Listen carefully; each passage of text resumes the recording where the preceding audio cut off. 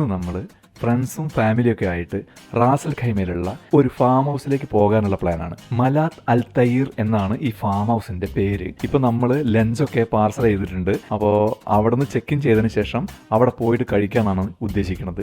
ഇവിടെ സ്കൈക്കോട്ട് നിന്ന് ഏകദേശം 1 മണിക്കൂർ റൺ ചെയ്യാനുണ്ട്. അപ്പോൾ നിങ്ങളെല്ലാവരെയും സ്വാഗതം ചെയ്യുന്നു ഈ ഫാം ഹൗസ് വിശേഷങ്ങളിലേക്ക്.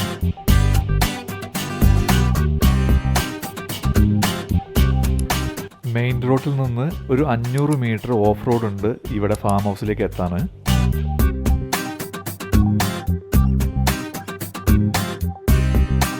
അങ്ങനെ നമ്മളിവിടെ എത്തിയിട്ടുണ്ട്. ഇതാണ് ഇതിൻ്റെ മെയിൻ എൻട്രൻസ് ആണിത്. ഫാം ഹൗസിൻ്റെ പേര് കല്ലിൽ പതിച്ചു വെച്ചിട്ടുണ്ട് ഇവിടെ.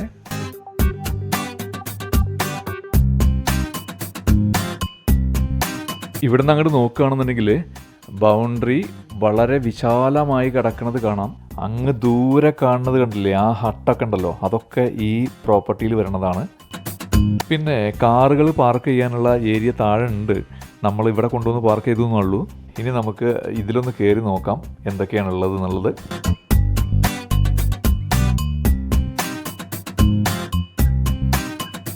ഇതൊരു പാൻട്രി ഏരിയയാണ്. കുക്കിംഗ് റേഞ്ച് അതുപോലുള്ള സൗകര്യങ്ങളൊക്കെ ഒരുക്കിയിട്ടുണ്ട്.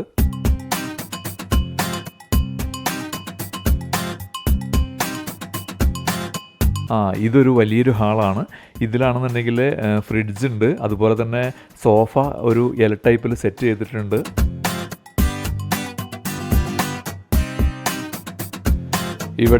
ഇവിടെ ചെറിയൊരു ബാർബിക്യൂ ഏരിയ സെറ്റ് ആക്കിയിട്ടുണ്ട്.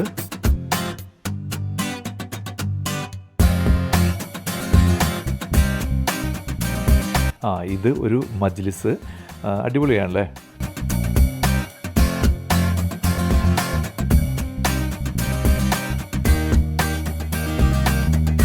ഇതാണെങ്കിൽ വേറൊരു സിറ്റിംഗ് ഏരിയ. ഇവിടെ എങ്ങനെയാണ് ഇരുന്ന് കഴിഞ്ഞാലുണ്ടല്ലോ അങ്ങോട്ട് ഉറങ്ങിപ്പോവും. കാരണം എന്താ വെച്ചാൽ നല്ല കാറ്റുണ്ട്. നമുക്ക് ഈ ഹാളിൽ കയറി വെക്കാം. ഇവിടെ ഒരു ലിവിങ്.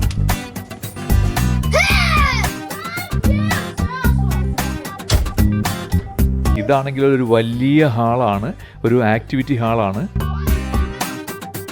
മക്കളൊക്കെ വന്നിട്ട് ഇവിടെ സൈഡായിട്ടുണ്ട്, വന്ന പാടത്തന്നെ ക്ഷീണം കൊണ്ട്. അറ്റാച്ച്ഡ് ബാത്റൂമൊക്കെ ഉണ്ട്. ഒരു പ്ലേ ഏരിയ ഒക്കെ സെറ്റ് ചെയ്തിട്ടുണ്ട് ഇവിടെ. കുട്ടികൾക്ക് അടിപൊളിയാണ്, നല്ലൊരു ഏരിയയാണ്. ചാരുവും പാച്ചും ഒക്കെ അവിടെ തകർത്താടുകയാണ്.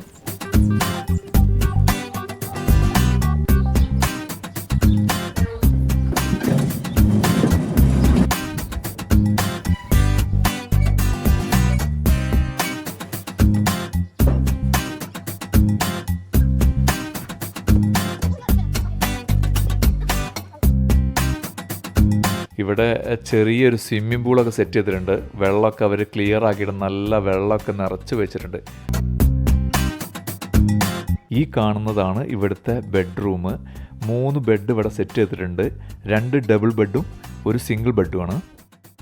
ഈ റൂമിൽ നിന്ന് പുറത്തേക്ക് ഇറങ്ങുകയാണെങ്കിൽ നീളത്തിലുള്ള ഒരു ബാൽക്കണിയാണ് സെറ്റ് ചെയ്തിട്ടുള്ളത്.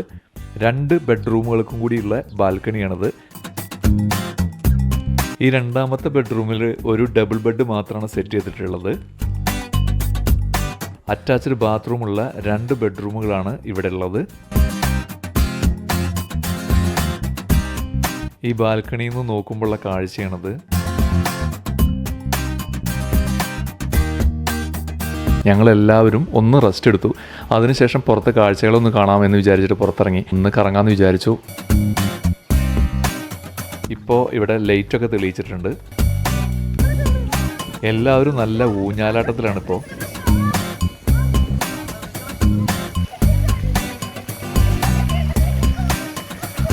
ഒരു ഫൗണ്ടനൊക്കെ സെറ്റ് ചെയ്തിട്ടുണ്ട് ഇവിടെ.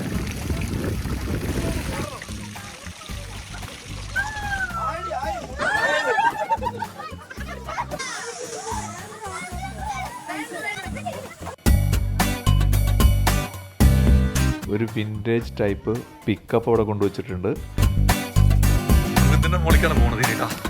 മുകളിൽ ചെറിയൊരു ഹട്ട് ഉണ്ട്. അപ്പോൾ അവിടെ കയറി നോക്കാമെന്ന് വിചാരിച്ചു. ഇവിടെ ഒരു സിറ്റിംഗ് ഏരിയ അറേഞ്ച് ചെയ്തിട്ടുണ്ട്. ഇവിടെ നോക്കുമ്പോഴുള്ള വ്യൂ ആണിത്. നോക്കുമ്പോൾ 4 ഭാഗത്തും മലകളാണ്. മലകൾക്ക് നടുവിലായിട്ടാണ് ഈ ഫാം നിൽക്കുന്നത്. ഈ ഫാമിൻ്റെ തൊട്ടടുത്തായിട്ട് തന്നെ ഒരു മിലിറ്ററി ക്യാമ്പ് ഉണ്ട്.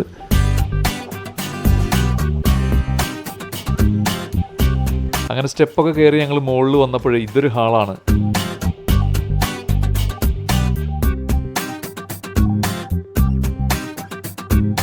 ഇവിടെ ഷെയ്ഖ് സായിദിൻ്റെ ഫോട്ടോ ഒക്കെ വെച്ചിട്ടുണ്ട്. നല്ല രീതിയിൽ ഭംഗിയായിട്ട് അറേഞ്ച് ചെയ്തിട്ടുണ്ട്.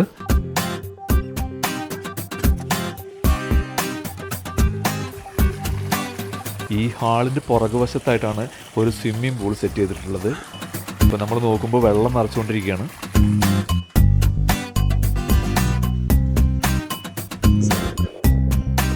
ഈ മലത്ത് അൽ തൈർ എന്ന ഫാമിൻ്റെ എക്സ്റ്റീരിയർ വ്യൂ ആണ് കാണുന്നത്. ഇവിടെ ഒരു ഇരുമ്പ് പാലൊക്കെ കാണാം. ഇരുമ്പ് പാലത്തിൻ്റെ ഇങ്ങേപ്പുറത്തായിട്ട് വേറൊരു ഹട്ടുണ്ട്.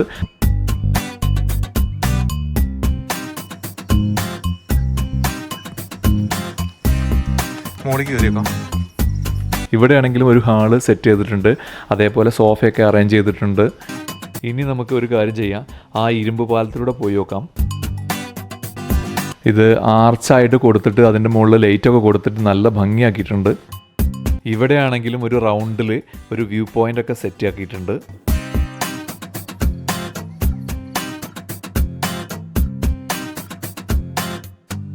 ഒരു ക്യൂട്ട് കോഫി ഹൗസ് സെറ്റ് ചെയ്തിട്ടുണ്ട്.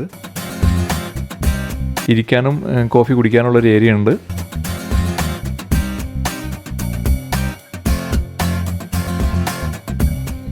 അങ്ങനെ നമ്മൾ വീണ്ടും ആക്ടിവിറ്റി ഹാളിൽ എത്തിയിട്ടുണ്ട്. നമ്മുടെ പ്രോഗ്രാംസ് ഒക്കെ സ്റ്റാർട്ട് ചെയ്തു.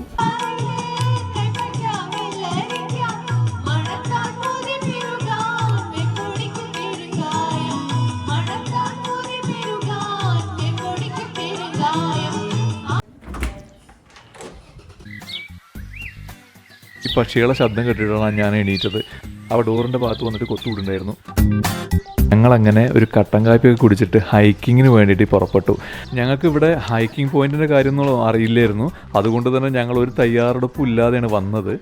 അപ്പോൾ ഇവിടെ വന്നപ്പോഴാണ് ഇത് കണ്ടത്. ഇങ്ങനത്തെ ഒരു ഏരിയ ഇവിടെ ഉണ്ടാക്കി വെച്ചിട്ടുണ്ട്. നമ്മൾ കുറച്ചങ്ങോട്ട് മുന്നോട്ട് കയറി പോകുമ്പോൾ അവിടെയൊക്കെ ഓരോരോ സ്ഥലങ്ങളിലായിട്ട് റെസ്റ്റ് ചെയ്യാനുള്ള ഏരിയ ഉണ്ടാക്കി വെച്ചിട്ടുണ്ടായിരുന്നു.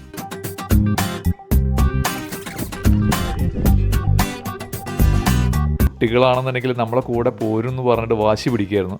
പക്ഷേ നമ്മൾ കൂടെ കൂട്ടാതെ പോകുന്നത്.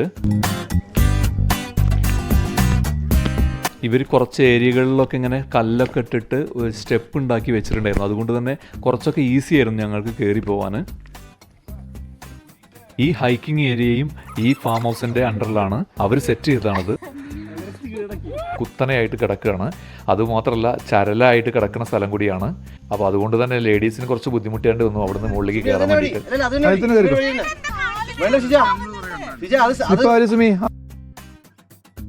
ഇതിൻ്റെ മുകളിലെത്തിക്കഴിഞ്ഞപ്പോഴേ നല്ല കാലാവസ്ഥയായിരുന്നു. നല്ല കാലാവസ്ഥ എന്ന് പറഞ്ഞാൽ വെയിലൊന്നും ഇല്ലാത്തൊരു കാലാവസ്ഥ. വീഡിയോ എടുത്തപ്പോൾ ഡൾ ഫീലാണ്. കാരണം എന്താണെന്ന് വെച്ചാൽ മഴക്കാറുണ്ട്.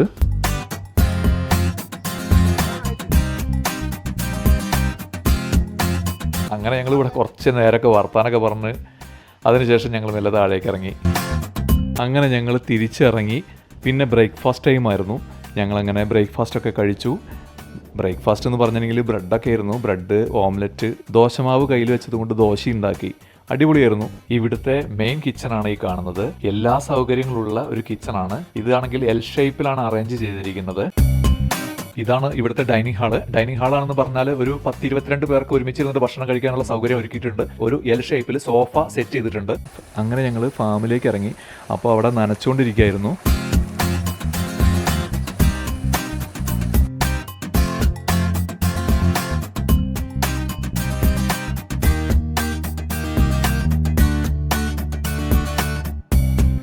സപ്പോട്ട കായൊക്കെ ആയിട്ടുണ്ട് കേട്ടോ.